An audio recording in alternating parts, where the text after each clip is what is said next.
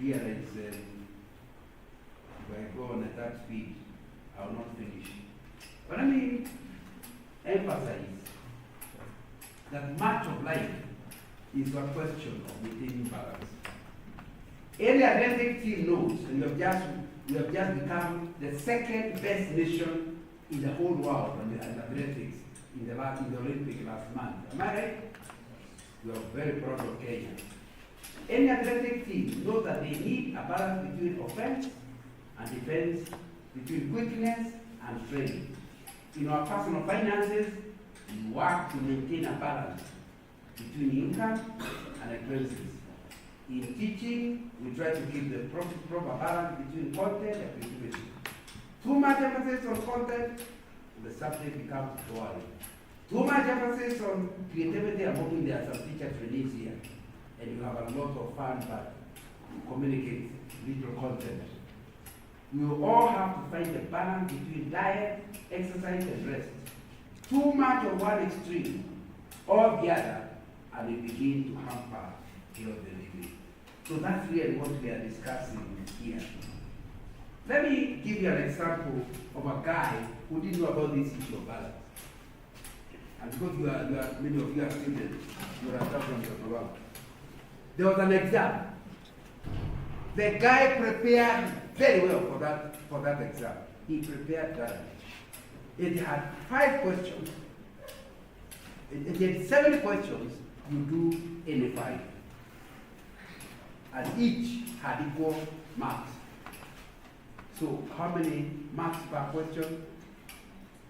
There's 100%. There are 5 questions. So each how many? 20. So when they were told, open, start, he had 2 hours. He had 2 hours to do the exam. So how many times, if you have a balanced exam way of doing things, how many minutes?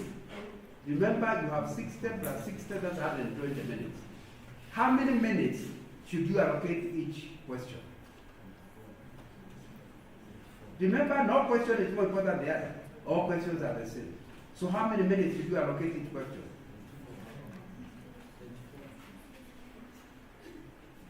How many? 24 minutes.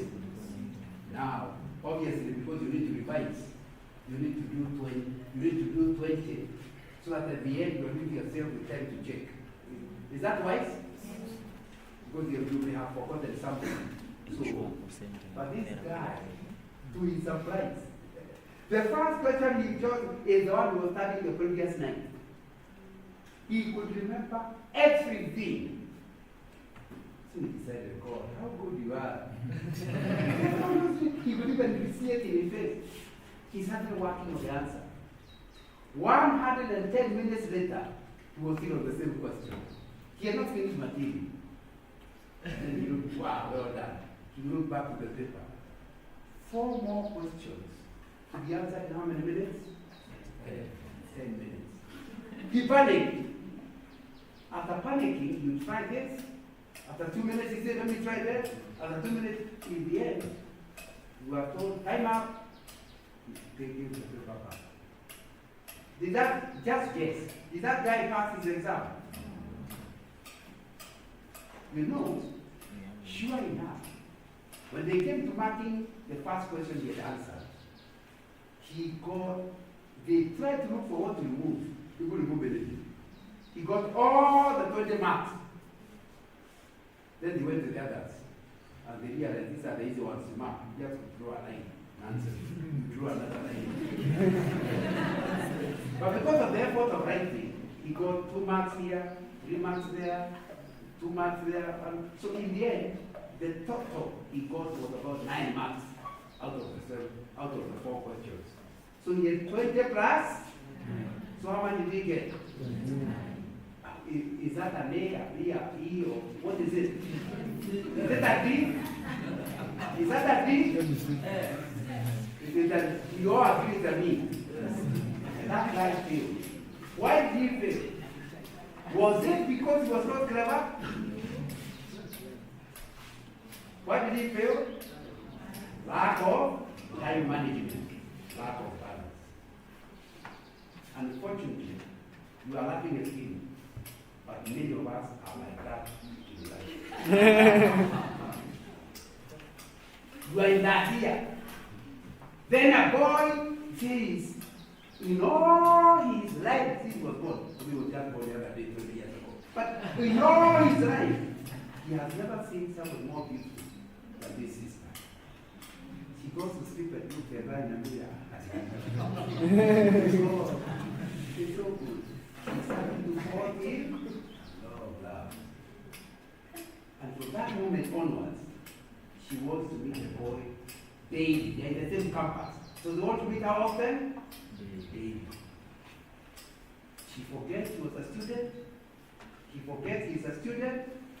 They forget there was a CU meeting. What matters is for the lovebirds to meet. And they meet regularly. They are doing question number 1. And they continue doing it for how many minutes? 110. When they finish university, they have they have a 20% fully allocated for relationship. After all, they want to manage the following year. But when it comes to the Department of Academics, they get 0. When they get the Department of the Work of the Christian Union and Development Ministry, well, how much do they get? 0. When it comes to taking responsibility of their lives, they get 0. When they get to how they are relating with their parents at home, another 0. So 5 zeros with 1 A are equal to an average of E. So they have failed their exam of life. Am I communicating? Yes. So you need to understand what we are discussing, not a strange thing. Some people, that's not the problem. They are like my friend. They want first-class honors. And there's nothing wrong with that. But they forget that getting first-class honors should not stop you from being involved in the Christian Union. Should not stop you from being available for social development with others. I want somebody to read for me the book of Luke. Luke chapter 2, verse 52. Just to see Jesus' example of how he lived his life as he was growing up. Luke chapter 2, verse 52. Just start up and read. And Jesus grew in wisdom and stature and in favor with God and man. Okay. The summary of the early life of Jesus was to grow. But not in one way. In how many ways? 4 ways. Not 2, 4. Maybe people will only have to do. Read again. Slowly. And Jesus grew in wisdom. Number 1 is wisdom. And stature. And in Physical status. Number 2. In favor with God. Favor with God. Number 3. In favor with man. Favor with man. Number 4. 4. Not 1. All the 4 areas. Anybody who grows in one of the 4 is going to be said to be out of balance. According to the passage, the parents of Jesus took the trouble with his stature, physical development. So a student in the university who doesn't exercise, doesn't eat well, there's nothing wrong with whether you use 010 or 001. But whatever formula you use, you must hit a balance. I'm sure you understand it. You understand it? Yeah. And balanced diet means carbohydrates for the other 2. Protein and when I did my last year biology class in 1991, when I did my Form 4, therefore, I think minerals are part of the vitamins. Okay. So the point the thing is, if you truly are going to grow like Jesus in stature, you must look at your physical health. cannot be somebody smelling in class without washing, and you claim you are living a balanced life. Oh, we have exams. Even during exam time, people smell. So it's important you look for time to wash. Are we together? Our topic is balance. Are we together? And it's out of balance for you. And I know I'm talking to myself because during exams, there's a time I didn't wash my beans. So I did, you have to throw that. You throw that. Then when I did my final exam, I went and washed everything. And I was in water in the University of Nairobi. I placed my clothes on top. Somebody came and took them away. So as I went home, I had not changed your clothes. Now, you need to understand. I was not living a balanced life. I get to the point. So you need to ask yourself, Jesus took, or the parents of Jesus helped him to take care of his stature, physical development. How are you doing that? Are you taking care of it? And when we talk about that, normally it's diet. Number 2 is exercise. Number 3 is rest. You cannot claim to have a balanced life and you're not having a balanced diet. You have no time to exercise and you have no time to take rest.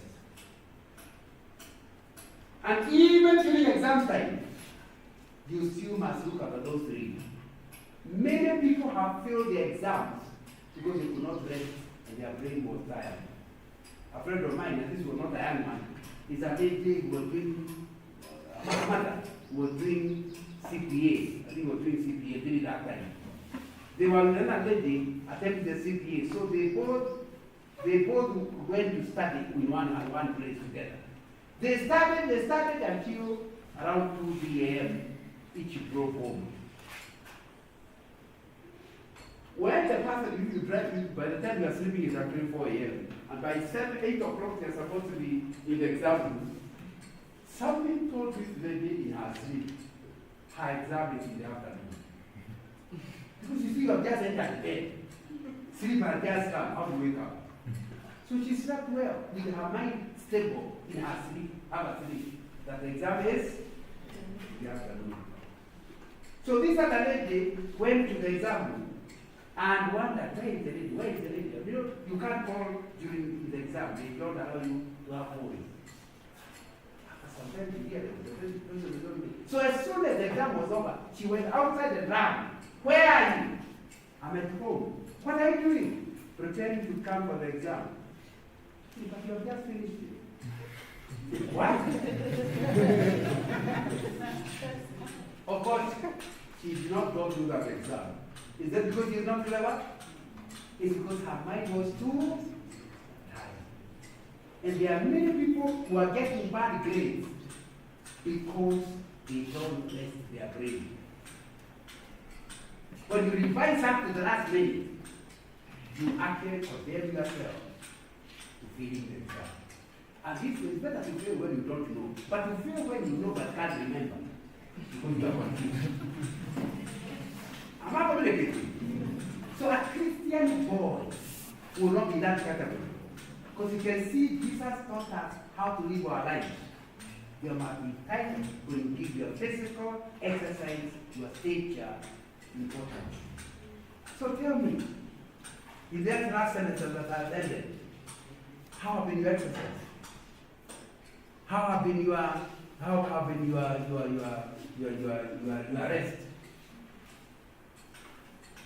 have been your diet? And especially because these days you people don't rely on the university for meals. You are messing up your health, isn't it? Fortunately, as long as you are young, you don't harvest. By the time you are 70, the body will tell you this went wrong when you are 20. Because of the type of life and the type of eating you are taking currently. Maybe the Lord sent me to tell you not to start killing yourself slowly by the type of food you are taking. So Jesus giving stature. So we are learning living a balanced life means looking after your body, creating time for exercise, creating time for rest, and you know exercise especially. The Bible really commands it. It actually tells you exercise is important, although it's not as important as spiritual exercise. Bodily exercise is important, but not as important as. Can you imagine a Christian who already has it in the Bible, requires a doctor to tell you to exercise? Isn't that embarrassing? Because if you are obeying the Bible, you will do physical exercise, even as you continue spiritual exercise. And so it's important to understand. And I remember another time somebody came and found me in a swimming pool. And they came here. Of course, they could not go like me. I was not wearing my clothes, but they can see somebody swimming. When I stood up, they said, that's Brother Nana, yeah. You also have time for swimming. In other words, they think I'm so busy. How could I be found in a swimming pool? And they are talking like I have seen. You know, it's like they are waiting for me to repent. Because every time they see me, I'm in a private, I'm speaking somewhere, I'm doing some conference, whatever. So they start assuming I'm too busy to go for swimming. The truth is, if I don't swim or walk or do an exercise, I'm being unbiblical. The Bible is saying Jesus grew physically. The Bible is saying physical exercise is profitable. But you do not do it at the expense of spiritual exercise. So that's important. And you know something? The benefits of looking after the stature. When you look after your stature, is one of the medicines. You have a choice to either go to a hospital or do physical exercise. Physical exercise, you don't have to do it in an expensive way. Swimming, you may have to pay for a club. But walking will be free of charge, isn't it? You can even run without paying anybody. So you need to understand that when you don't do it voluntarily, you have to go to a doctor. So it's not in wisdom for you not to do exercise. Anyway, I don't have all the time. But have I convinced you that if you are living a balanced life, it means you are improving how you look after your body, how you eat, and whether you actually take time for rest. You know, one of the things that has gone wrong is that in the Old Testament, we understood the Sabbath was not voluntary. Work for 6 days, 7th you must rest. Now, we have come to 24-hour economy, where night and day people are working normally. Am I right? Now, the Bible has not changed. It's still requiring you to go for Sabbath. But many of us not have Sabbath. The supermarkets are open on Sundays. Am I right? You run to church and you run to do some business. So, it's a matter, and I can tell you, this issue of burnout is becoming a crisis. And it's becoming a crisis because of not using scriptural requirements. I wish burnout was just something you can ignore. But that whole subject of stress management and burnout needs to be dealt with. Because if you don't deal with it, you reduce your capacity to be the man or woman God created you to be. Our brother read another, so we have covered one. He read another one. What was the other one? The baby didn't just grow in stature, he grew in wisdom, intellectual development. My friend, it means for you to live a balanced life, you must be growing intellectually. In other words, you cannot, God expects you to exercise your brain. A lot of the reasons why we are having Shakahora, the horrors of Shakahora, is because people are not using their brains. Unfortunately, you would have assumed they have not gone to university. Some of the people in Malindi were graduates. Do you hear those stories? And I'm not surprised, because some of you are in the Christian Union. The Lord is helping you to develop intellectually, but it doesn't seem to be working. Because you find them in churches where the pastor wants to be called the father and does not want you to use your brain. He expects you to chuck off the brain at the door. When you come back, he says you turn left. You're not allowed to ask why. Hold the brother. Yeah. Turn left. Have you seen churches like that? Where you do not think the pastor thinks? for you. Because they never, our spirituality is not a balanced spirituality. Jesus grew in stature, yes, but he also grew in wisdom to the extent that he knew the Bible. By the age of 12, he was engaging experts in the Bible, and they were in shock about how a 12-year-old knows. So it means that if we are going to live a balanced life, we must of necessity grow intellectually, continuously. In 1969, I was a Form 2 boy. I made a commitment of a Christian boy from the CU leadership. And I made a commitment that I'll always be reading a book for intellectual development. Not to pass exams, not an academic book, just a book for general knowledge. By the time I did my Form 4 in 1921, I had cleared all the books in the library that were called African Writers Series. Whether it's Jembe, Bobo, I read all of them. And from 1969 to date, anytime you meet me, you can ask me, which book are you reading? And I'm not talking about the book to prepare for the sermon coming here. Just a general reading. Currently, I'm reading a book by somebody called Michael Abogo. That's what I've been doing for 69 to date is 55 years ago? Have I calculated correctly? Yes. And the truth is, I never knew I was going to be writing books. My general idea was to just, I remember I was a preacher. But I've discovered over time, it's the things I have learned out there that help me to remain relevant in my speaking to various people. You know, one of the sages of ministry said, every pastor must have the newspaper in one hand and the Bible in the other. Pastors who have the Bible in one hand and no newspaper in the other one have answers to relevant questions. You know, and the pastors with the newspaper who don't have the Bible just discuss problems and the politics and NCs. That's what they are preaching in churches. They don't know what the Bible says about it. So a balanced pastor must have the Bible in one hand and the newspaper in the other. The work of the newspaper is to tell you what your congregation's problems are. What are they going through? Like now I know that if you want to talk things that will help many people talk about bananas.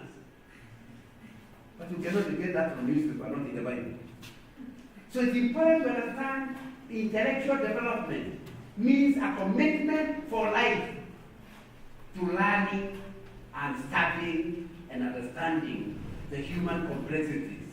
So that when you go to the Bible, you find out what God says about it. Intellectual development, the baby grew in wisdom. So I have to ask you, are you giving your intellectual development time? Or are you the type of a person who is lazy? The teacher always right there and you could do better. You know, there's nothing more insulting for a Christian than a statement. You could do better. All he's telling you is you are lazy. But using politically correct language. He knows you, he knows what you can do, he knows a fee is a joke. That's not your class. So he tells you, you could do, pull up your socks. Now, so that's not a statement a Christian wants to get. You need to do your best, even if your best is a C. Let the teacher write, well done. Always a C. Because he knows you are D material, who has worked hard until you got a C. So it's important to understand if you are living a balanced life, there will be time for physical development, but also be time for intellectual development. And that's not something you do in your 20s. You know, there's Kebake who told us about intellectual illiterates.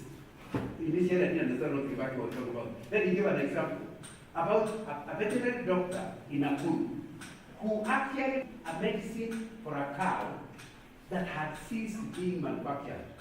So when the person went to Nakuru town for the medicine, the vet shopkeeper laughed.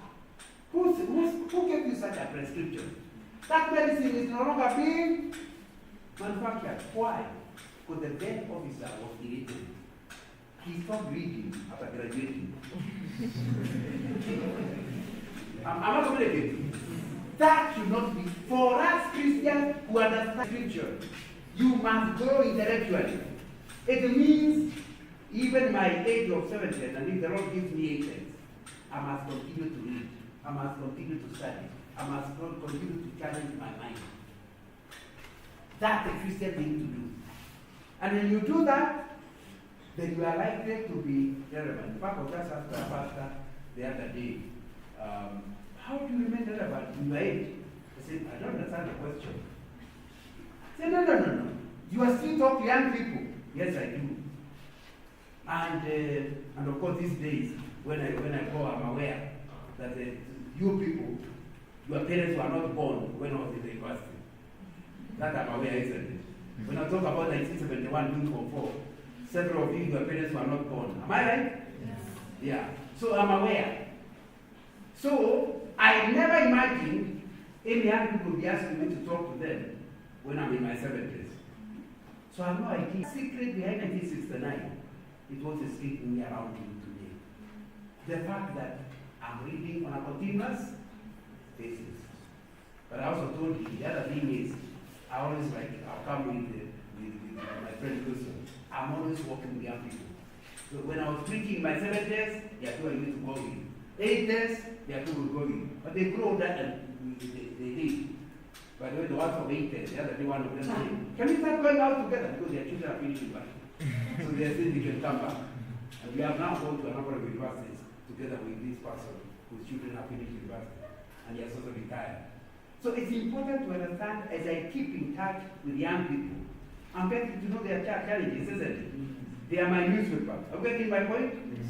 Yeah, they tell me, you know, and it will be very beneficial. The other day somebody told me, and I said the other day, you understand, it's not yesterday. So the other day, a young person asked me, why are you not in YouTube? I asked, you what? You don't know what? I said, I don't. What is YouTube? He told me YouTube is something young people are using. So what does that got to do with me? He said, because your messages should be there. He said, how do they go there? He said, do you have anything recorded? I said, yes. Send it to me. So I sent it to the other person. The next time he said, he gave me a link. I went there and I found my talk inside YouTube. That's how I ended up in YouTube. I have now got more than 300 recordings, either audio or video, since that time that young man. But without the young man, I would not have been there. I'm actually giving this. So, it is not just the reading of books. It is keeping with the people who you intend to help. You must understand where they are. Am I clear? Intellectual. You should not be the type of people, at least you are younger than me. You should not be asking you what. You must understand the language people are using in researching for information. For me, it was reading books.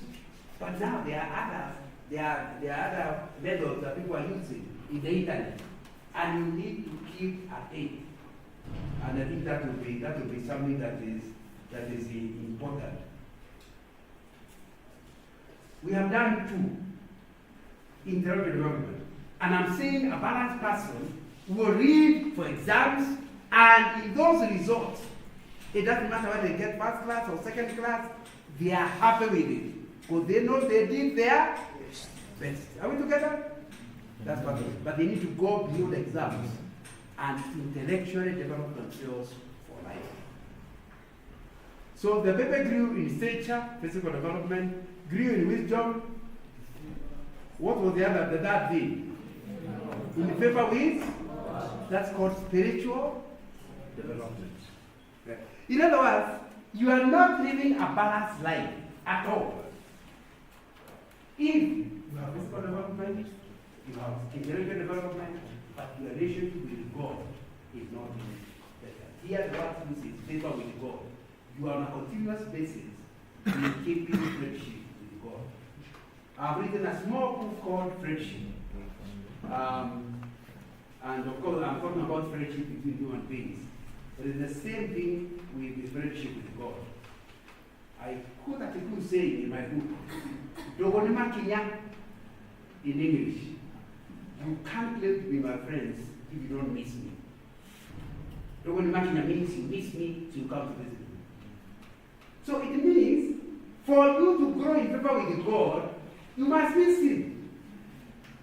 Some of you, you pray once a week, you feel wonderful. No. That means you are not friends with God. If you are friends with God, it will be seen by the fact that you miss Him. The word of God is something that for you is not just a word. It's a love letter from the husband of the church, Jesus Christ. And you can always tell who is in love with the writer. If you are not in love with the writer, reading the Bible daily is boring. There are better things to read. Similar to maybe I got married 45 years ago. But before I was married, my girlfriend used to write letters to me. Now we live together, so I don't get the letter. But I still remember receiving a letter. I was working for a bank at these 70s. I received a letter. As soon as the letter comes, you want to find out who is it from. Yeah. Oh, it's from her. But it's working hours. So I hold it. On my way, I was living in Prokoro. On my way home, I looked for a matatu with a proper seat. Not just anywhere. I can read my letter without disturbance. So one comes, no, I get one where I can sit on my own. Now I read the letter. The second, I now, remember initially in the office I just look at who is it from, how is it signed. Now I read it properly. Second time. When I arrive home, of course I'm a bachelor. I gave tea. And we are sharing the house with some young people, so I don't show them. So we take it. Then I ran to my room because we had a separate bedroom. I ran to my room. I read it, that. We come and make our organic eat and drink together. I go back to my room and read it, number. What's your name? Why are you reading so many things? You know, the first time you just got a message at the beginning and the end. The next time you start reading. Now, by the third time, that's when you notice. She says, dear John. Says, wait a minute. Last time she said, dearest John. Why the drop from dearest to what would have gone wrong? That's called meditation.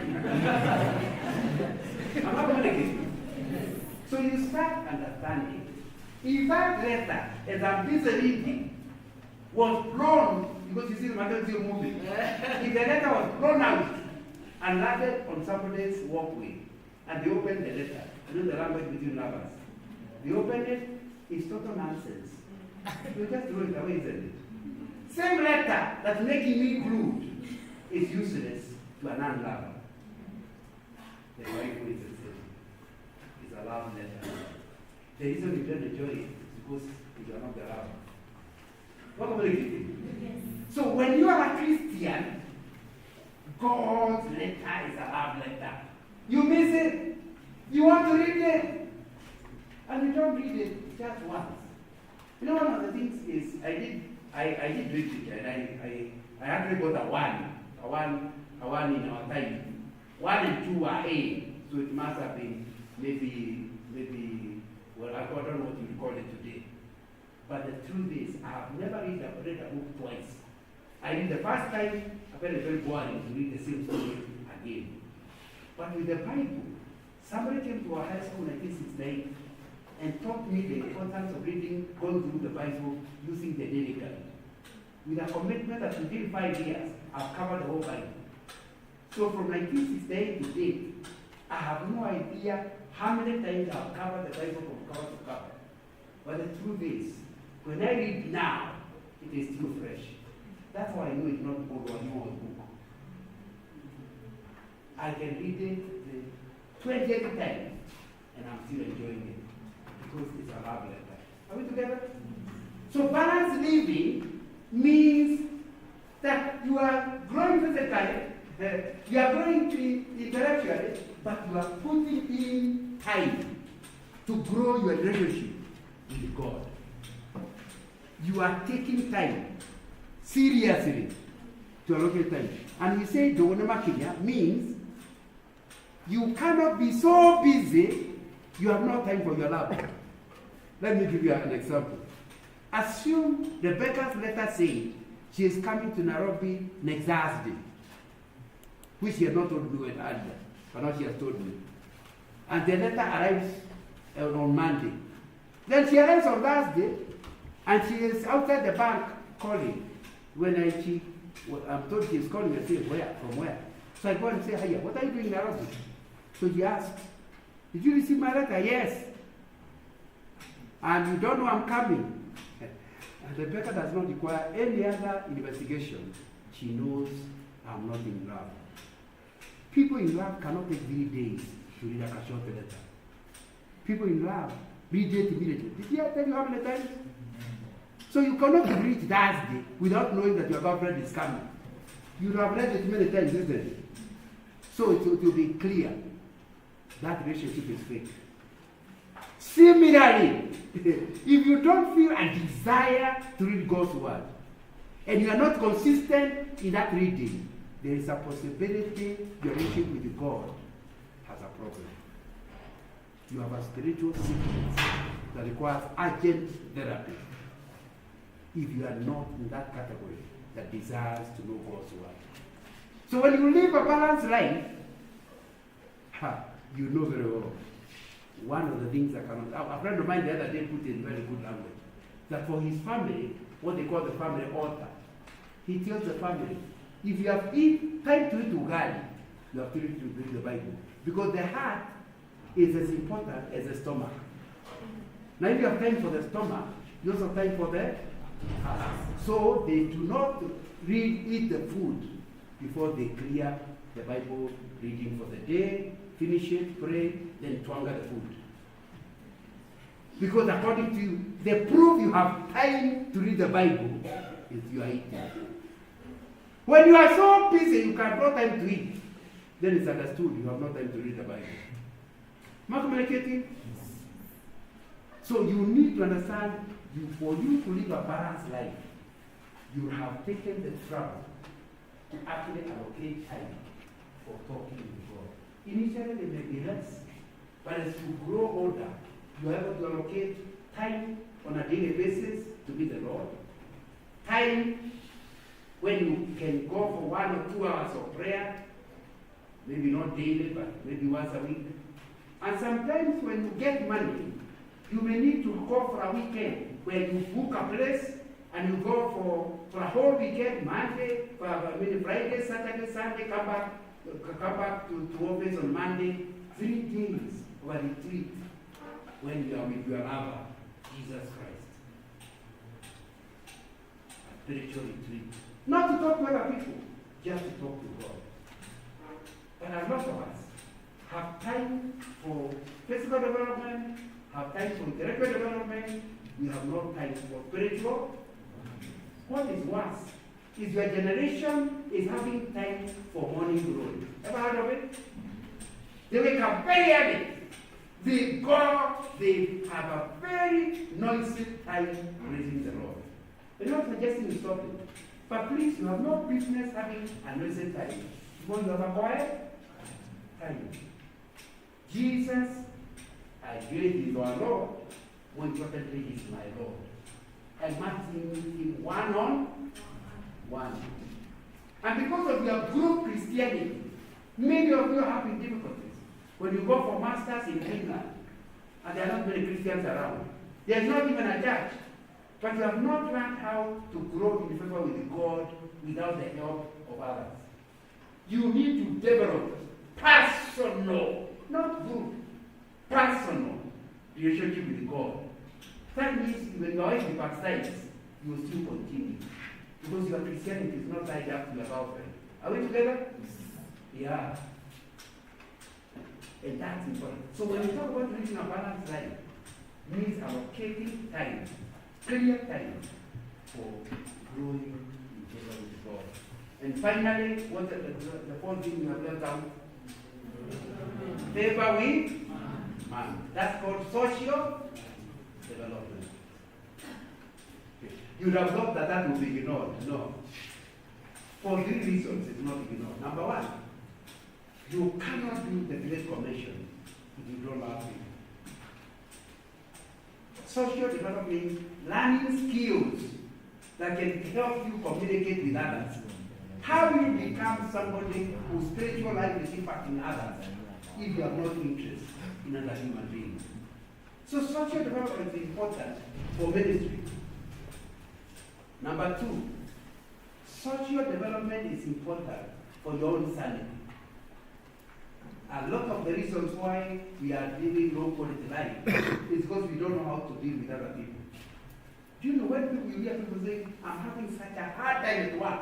It's not the hard thing, it's subtracting, it's how that is relationship with others. Would you agree with me? When you say, I enjoy my university, it's not the teachers, how they teach, it's how they relate with you. Would you agree with me? So any human being who has not learned what we call social skills, will never enjoy life. And if you make a mistake of getting married, please tell the sister in advance to cry. Cry enough time. Because you'll never enjoy marriage. Because he's marrying a stone, not a human being. Because you never develop your social skills. Am I communicating? And if you become a pastor, it's even worse. Because a pastor is supposed to pastor people, but he has no interest in people. You say, Pastor, may I see you? Why? Can't you see somebody else? Because he finds talking to people a real problem. Put him in the pulpit, he'll preach. But meeting one-on-one, he'll have excuses and excuses. Because he never grew his social skills. It's the social skills that teaches a baby to honor other people. Because the parents taught her that if the way you relate with other people is like this. Timothy was told, with young people, deal with them as your sisters and brothers. With other people, with young people. With other people, deal with them like parents. There's a way of dealing. And some children don't seem to understand because they were not taught those skills. That you can relate with old people, but you relate with them by showing them respect. Once you show them respect, they're able to listen to you, you're able to learn from them. Am I right?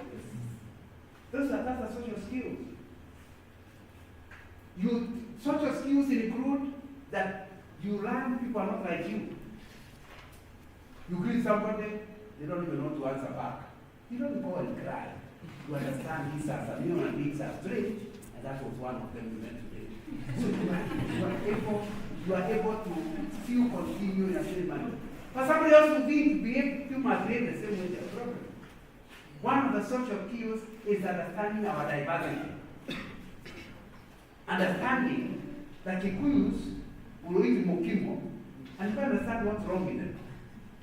Good food, bad food, and mashed together. Sure. You don't know something better. Now, but that's none of your business. Eat yours. When you eat your mena, and don't ask you questions. So you accept with your mena, you accept with my mokimo. Those are called social skills. And when you don't have them, there will be problems. Living a balanced life means investing yourself with the time to grow social skills. It means that if you are living a balanced life, you have a minimum of 3 friends. Minimum of 3 friends. Friend number 1 is somebody older than you or better than you, whom you are relating with. Normally they call them mentors. But it's a person when you meet together, at the end of the session, you know you contribute very little. You give more than you give. That kind of a guy is called a mentor. And if you don't have mentors, your social skills will be limited. Because you are being taught by, like Solomon's son. When he had a problem, he called his enemies. That way he lost his kingdom. You know, Solomon's son. Yes. So it's important to understand you need those social skills that allows you that at least you have one mentor, one person whom you bounce ideas on because he is likely to have gone through similar ideas. And you just you just want to have a time with it. That last week, I had 5 different young people. When I say young people, some are 50 years. But I had every day, I don't know, I'm booked throughout the week. Monday, Tuesday, Wednesday, that. Or I'm meeting one person at a time. One is a lecturer, one is a businessman, one is a contractor. They are different, but they're all born again. And I have no subject. I go there, they can tell me or ask me anything. So it's important to ask, do you have somebody like that? The first qualification is, he's a man who fears God. Or a woman who fears God. Number 2, he lives a balanced life himself.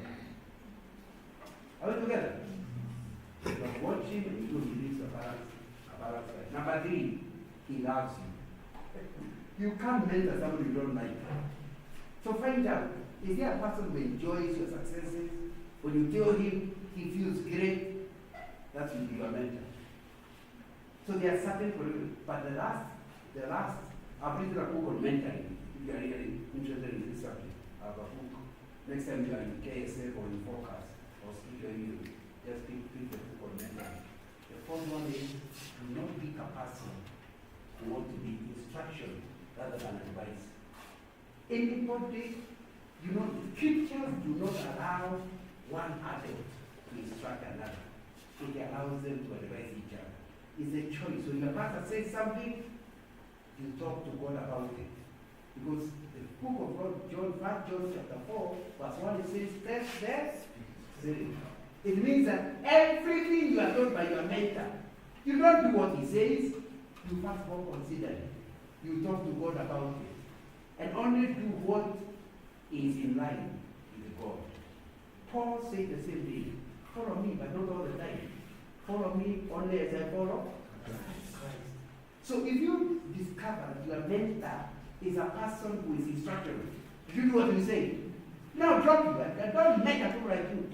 That's a dangerous guy. The higher you leave him, because he cannot qualify that. Mentors are advisors, not instructors. And it's important to understand. So please, to grow your social skills, please look for a person. If you are married, that kind of a person is a person who has a marriage you admire. You go there, you see how they are relating with the spouse. Say, I pray that my marriage will become like this. So you go there and you go back home and say, God, I hope one day I will be that way. Some people do not have all these kinds of friends. Because he makes them to know they are not successful. But there are people who are so proud, to hear they are not successful. So they keep off from mentors. So if you are having no mentor, be suspicious that you are a proud guy who does not want to feel like you are not doing well. Feel like being people who all the time are treating you like a king because you're the best among them. So look for a person whom you can throw things for. Number 2, look for a person who is going to be somebody who gains from you. That's called a mentee. Mentee means a person, when you meet like now, those people, 5 people I was meeting last week, when you meet them, you meet people that will contribute very little to your life. However, I've discovered they themselves think they don't that I don't get something, but I still get something. But the reason for the meeting is for them to gain. So look for somebody. Maybe they are not saved, so you are trying to win them to Christ. Or maybe they got saved too recently. You are trying to disciple them.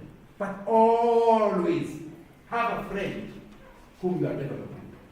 And I've told you I had my friends of the 70s, of 80s, of 90s, first decade of the new millennium, the second decade of the now there is a generation I'm working with in that decade of the new millennium. So you need them. I've run out of time, but how many minutes do you have? 2 minutes. Huh?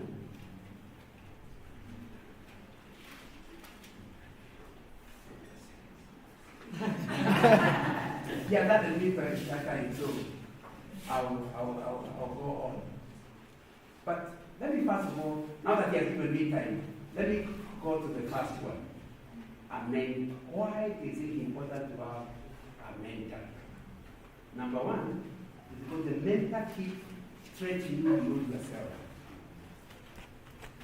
So it means that if you want to be somebody who will potentially make an impact, you want people who keep stretching. You feel such a success until you talk to your mentor and realize when he was your age, he was a much higher level than even you are. That forces you to pray to God and to seek ways of God stretching yourself. Are we together? Number two, when you have somebody like that, you have somebody who can give you a different viewpoint from your ignorance.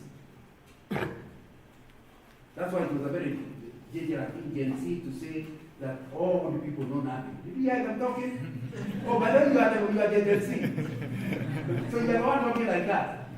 It's just a sign that you are going nowhere. You know you don't know what you don't. There's a good song that says, "Go to Mundu toy, Nadoi, joy." What does that mean? It's okay not to know, but it's much worse not to know and you don't know that you don't know.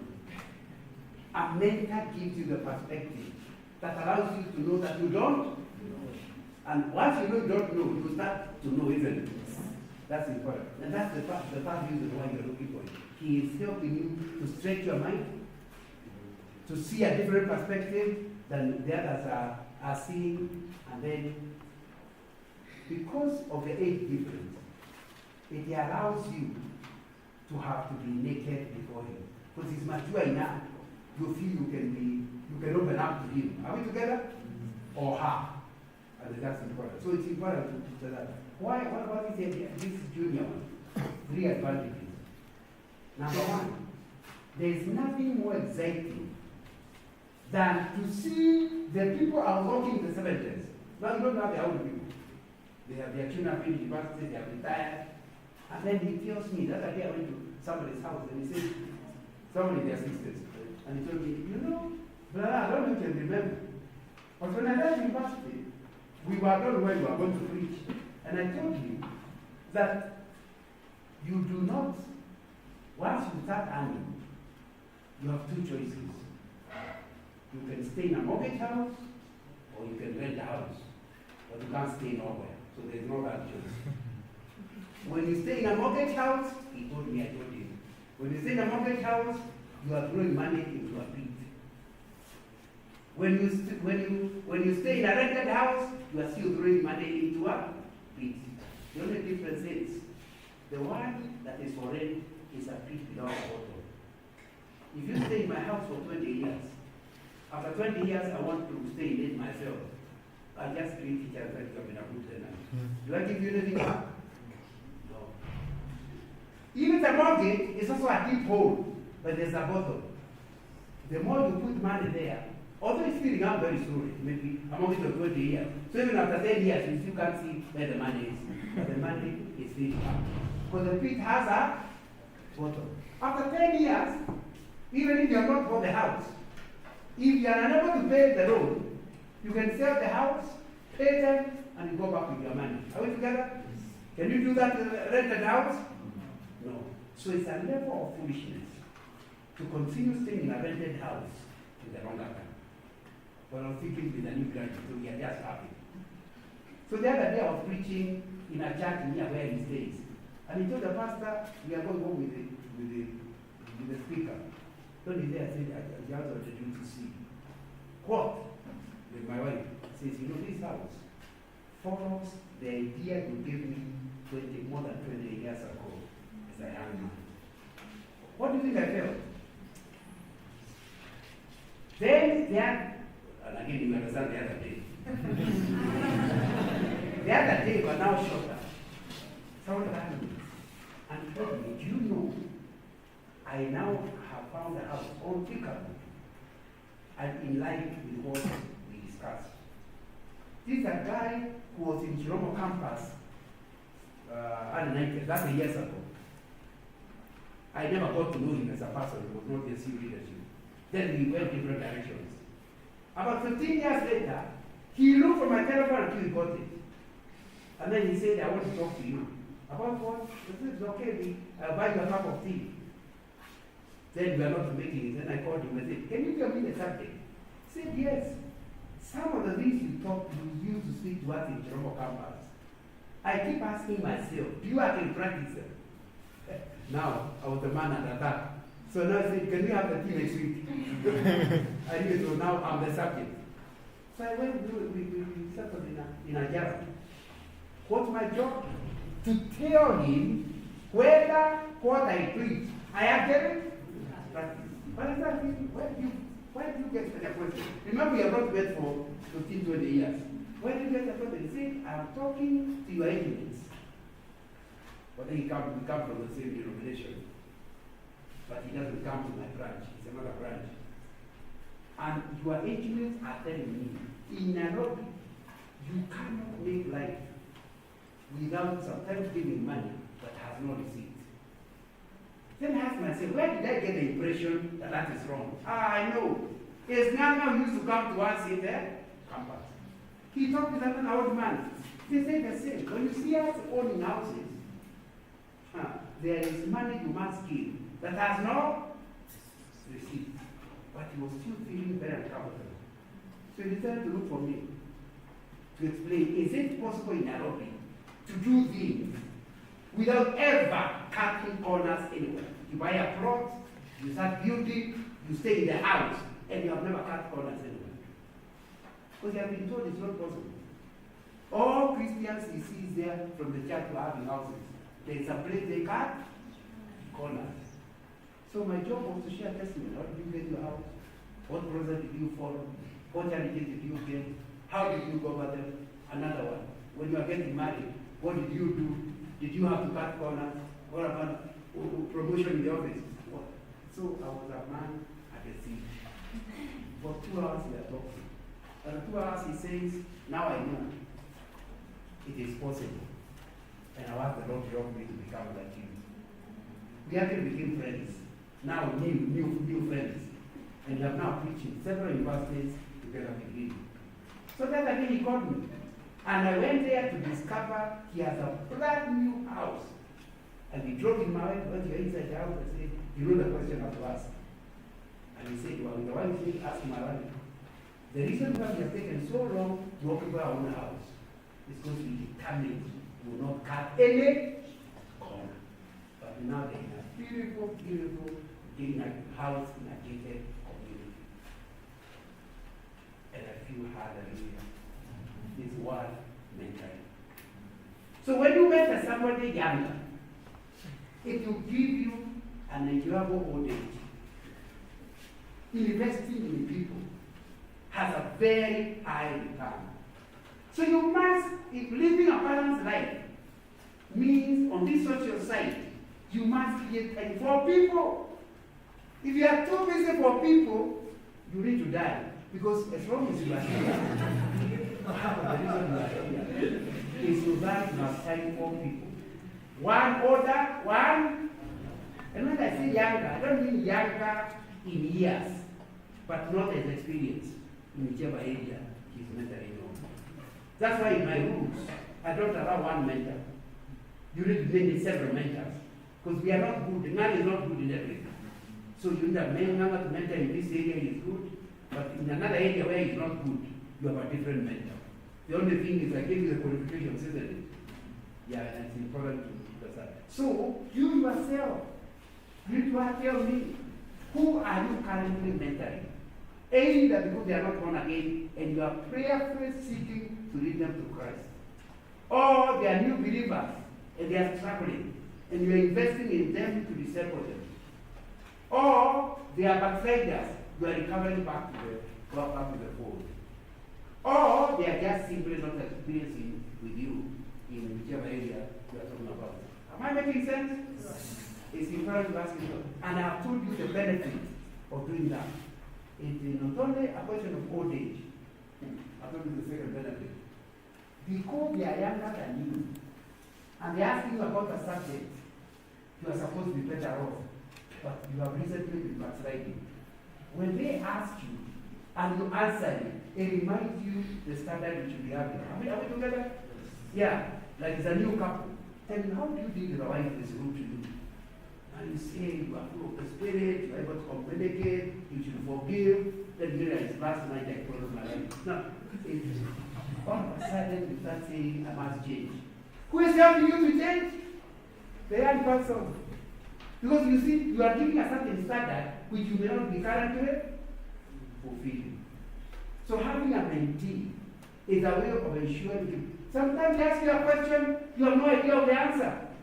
It causes you to have to research. Are we together?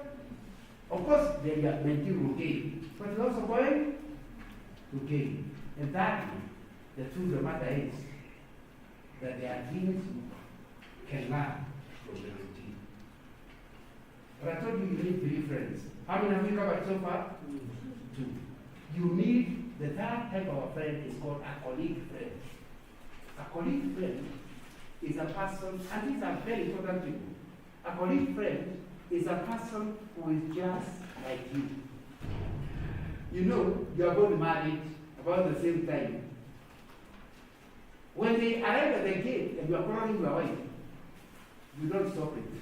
You continue doing the work. Because you know, last time you visited, he was also quarreling his wife. You find it much easier to be honest with the person because the two of you are colleagues. Are we together? You can tell that you have a friend like that. If you hear him at the gate, do you run to the room to prepare your hair? That's not a colleague. A colleague friend, they meet you exactly the way you are. And they are needed. Because the older one, once he is coming, you have to prepare yourself. How do I look in the mirror?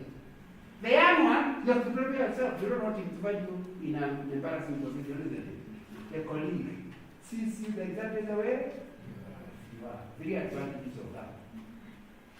As long as you remember, one conclusion is that there are people who love the Lord themselves.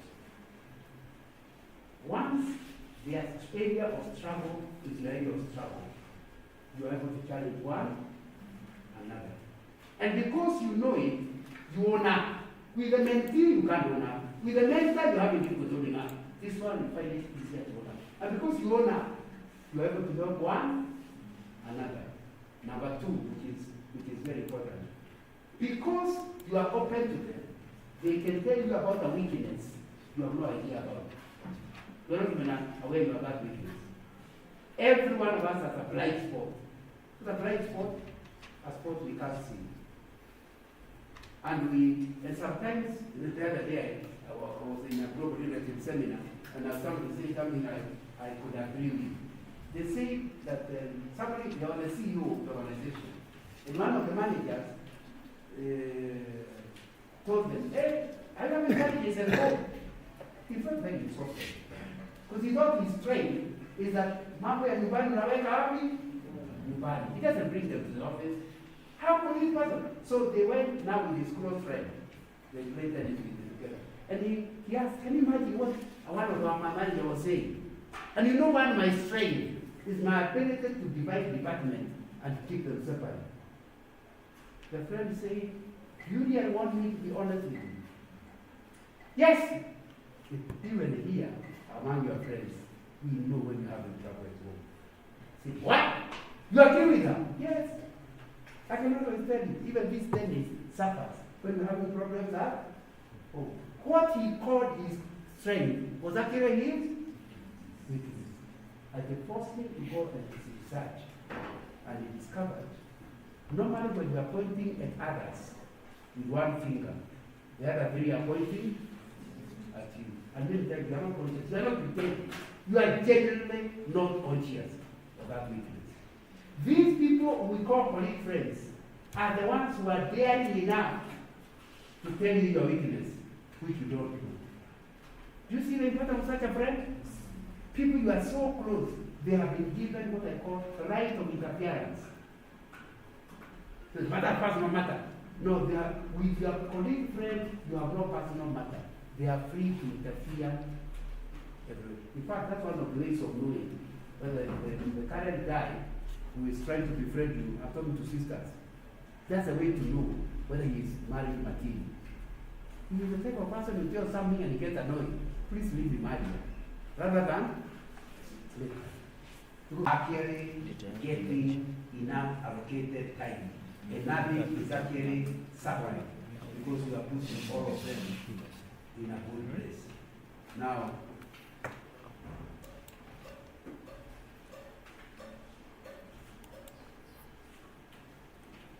I'm calling them prerequisites for a balanced life. Prerequisites for a balanced life.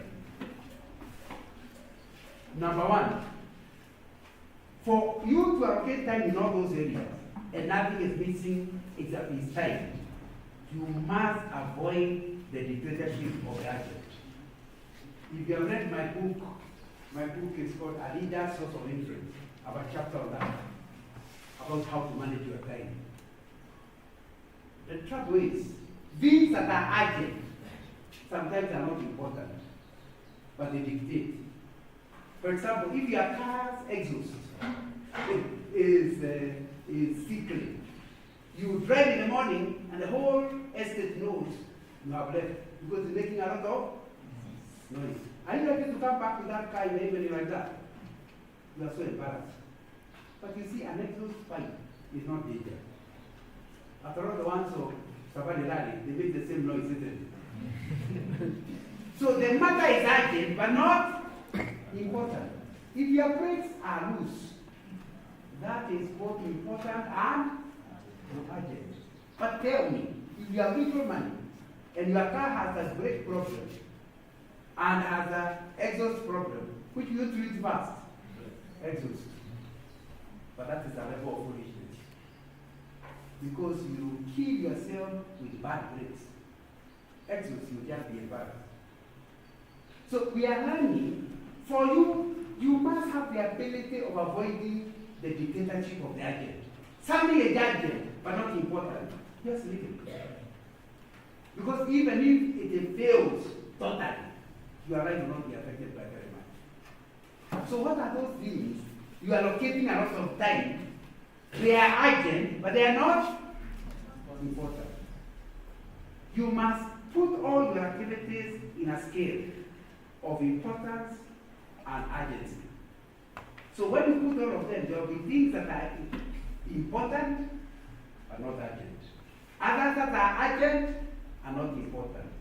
Thirdly, there will be things that are both important and urgent.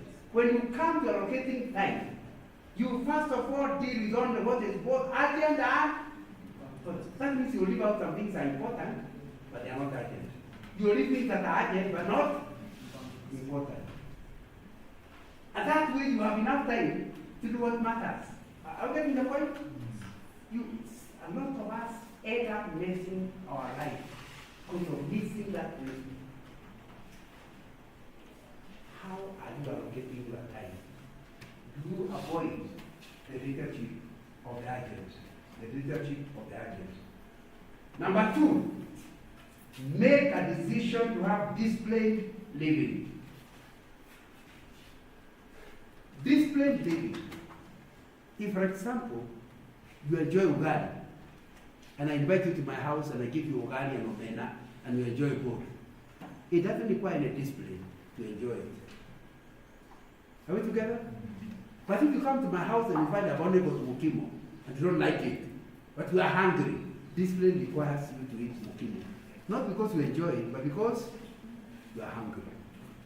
Discipline means doing things not because you enjoy them, but because they are important for your life's purpose. I've written a small book called Discovering Your Life's Purpose. That's one of the most important things for a young person. What is my life purpose? When you decide what's your life purpose, then you discipline your life to only do things that contribute to your life's purpose. That means, for example, you go for a date with a girl, you feel called to go to meditate in Saudi Arabia, but during the date he's talking about getting a green card to go to America. That immediately tells you that's not marriage material, because if you marry you, she wants you to go to America. For you, you want to be an evangelist in Saudi Arabia. So, but she is such an entertainment. She is so beautiful. She is so good. Discipline requires that become the last date with such an enjoyable girl. Because discipline means following your calling. And to be disciplined means you follow your calling and put down on things that don't help you to fulfill your calling. Are you together? That's why there will be two girls. One is ugly, no debate about it. But she has the support of your calling. She is the type of a person who will make it a team to fulfill God's purpose in your life. Only to go for another date, and now this is figure 8. You know, her face is always a 2:45, smiling. Now, and if you walk with her, everybody's like, wow, hey, good, you have really done it. Everybody's commenting about it. Back to the ugly one. And nobody comments. They actually sympathize with you. Now, you need to understand. You need to understand, discipline means you will drop figure 8 for this one to be like a drum. So because this is the one that will help you to go to your life's calling. I understand the discipline. And when you have discipline, you will sleep early because you do not want to affect your morning prayer time. As you are enjoying a game, if I watch this game to the end, my quiet time in the morning will be disturbed. So you switch off the program. This day doesn't have to be your phone. So that's discipline. When you sleep, not because you feel like sleeping, but because it will help you in your life's purpose. You cannot live a balanced life when you do only what you enjoy. Because in the end, what you enjoy may be question number 1. And there are still 4 other questions to be covered. Am I communicating? Are you getting the point of discipline? Yes. Let me be clear with you. Without discipline, you will never live a balanced life. Because discipline is doing what needs to be done for your life purpose. Even if nobody is commending you for it, nobody thinks you are doing a great thing, but you know it will help you to do what God has created you to do. So that's a very, very important principle. And sometimes it's not enjoyable because you know, if really truth was be told, that's what I want to do. But anyhow, you know, the Spirit of God is telling you, that's not why I created you. So you have to make up your mind to make the choice that aligns with your calling. And that does not mean necessarily becoming a pastor. It means even becoming an accountant. You ask yourself, is it within my life's calling? Who you mind? Is this person going to help me with my calling? The job you think you do, is this job going to help me with my life's calling? It's a very, very important principle to understand. And that's what, even in my 70s, is something I have to subject myself to keep off the things I enjoy, not because I don't enjoy them, but because they are not necessarily helping me in my life's calling. Number 3, decisions made on how well the items support fulfillment of your calling. I've already talked about that. Number 4, ability to say no and yes gracefully. You know, some people lost, I think their dictionary has a problem. Doesn't have the word no. Anything you say, let's do this. Like you are starting on a Saturday afternoon is when you want to prepare for the Monday class. Someone says, no. There's a fellowship in Nganga's house. Let's go. Do that guy have finished his assignments? That's why he wants you to go. If you are disciplined, you tell him Nganga's fellowship is something very useful. That's not my priority. Just now. You know, a lot of people know them. When they have nothing to do, they go to do the nothing in the room. Have you met people like that? And there's nobody who ever tells, sorry, this time I'm having assignment, I can't participate, don't come in. You are being rude. No, but you were here last week. In fact, some of them were here yesterday. But today, there's an allocated activity. Alternatively, if you know something you're doing seriously, go and sit in the library. Don't sit in your room. Am I communicating? That's what we are talking about. Say no to people. Sometimes you are saying no to a girlfriend who is going to drop you. And you say it's better if she's at that time, dropping me now is very beneficial. Because it's difficult to drop me after we marry. So if she drops me now, can you see how good it is? Yeah, because she's the type of person who can't reason. That's why she said, no, you can't say no to me. I thought I'm your girlfriend. Yes, you are, but you're not my God. It's very important to know the difference. Am I communicating? The word no is very, very important. You cannot be disciplined and not learn to say no. But you see, unfortunately, some people got the word no and forgot the word yes. Everything, can you go preaching? No. Can you go fellowship? No. All the answers are no. That's lack of discipline. Because you are not even asking yourself, what am I saying no to? Yeah. What am I saying yes to? It's important to understand some things you must say yes, others you must say no. That's how you'll be able to live a balanced life. And it will be important. You know, the next one is avoid addiction. Avoid addiction. 1 Corinthians chapter 10, verse 23 says, I have the right to do anything, you say, but not everything is beneficial. I have the right to do anything, but not everything is constructive. No one should seek their own good, but the good of others. What I'm saying is, if something must be done, even when you don't see a reasonable thing to do it, it means you are addicted. And when you talk about addiction, people think about alcohol and drugs. Some people are addicted to their girlfriend. They can't sleep unless they talk to their girlfriend. When it reaches a level where you call her, not because it's necessary, but because you can't sleep, you are now addicted. An addiction is wrong anytime. Some people are addicted to programs. Okay, now with your new gadgets, it's not as bad, but in our time when there was only one station, and the program you like comes on Thursday night, then you asked to go to preach in Kiabu Institute on the same Thursday. No.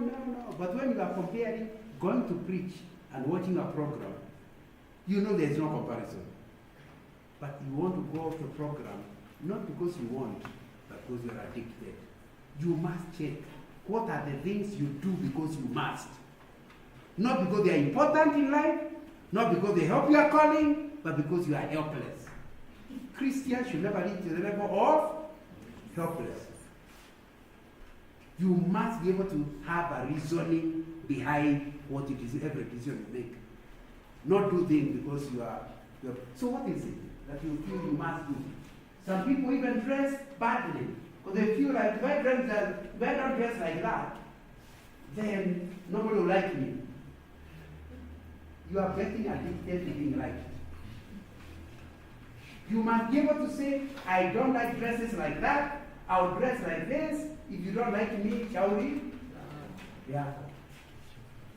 You must, when you dress up, say, why did I dress like this?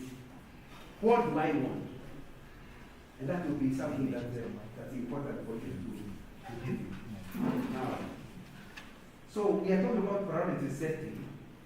And I think that will be important, but I was added 20 minutes. I think it's all gone.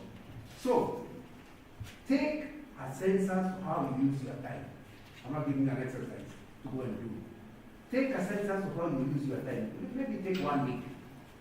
Prioritize activities on the basis of how they help fulfill the purpose in the various areas we have discussed. Just check how. Then, once you use that priority, find out what are must be done activities, or which activities I'm currently doing that I just do them because I want to do them. Which are proactive tasks. These are tasks you are undertaking because they are going to affect other tasks later. Which are reactive tasks. These are tasks you are doing because you already made a mistake. On that basis, now open a diary and put in your diary things that have gone through that process. Once you put on your diary, you'll discover some things that can't fit there. Find out, can they be done through delegation? Is there somebody else who can help me in that area? Once that is done, item number 5, create block of time when you cannot be disturbed. Some things cannot be done and you are accepting calls. Create time when you can do those things that require total commitment and time. Then create another time which is relaxed. In other words, at that time, it's okay for people to disturb you. Then, once your diary is now well done, for the next 1 month, or the next 1 year, whatever, prepare for each activity. Don't go to an activity without preparation, because you end up wasting your time in that activity, and it will not be helping anybody. Can I allow 2 questions just before I finish? I may have confused you. I don't want to go before I am confused you. Any question? Do you see the value of the topic? Do you see the value of the topic? Yeah, in your life, as a young person, especially.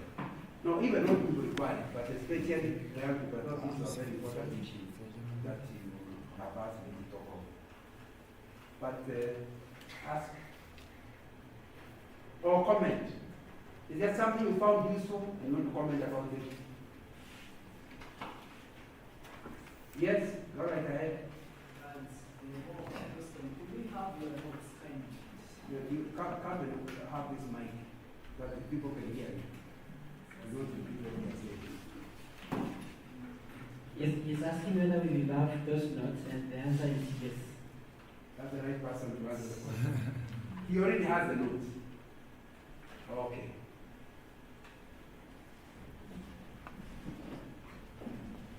Praise God. Yeah, so my comment would be, I really appreciate the fact that even at your age, you've been able to balance and to be in consensus with all the generations, like from your generation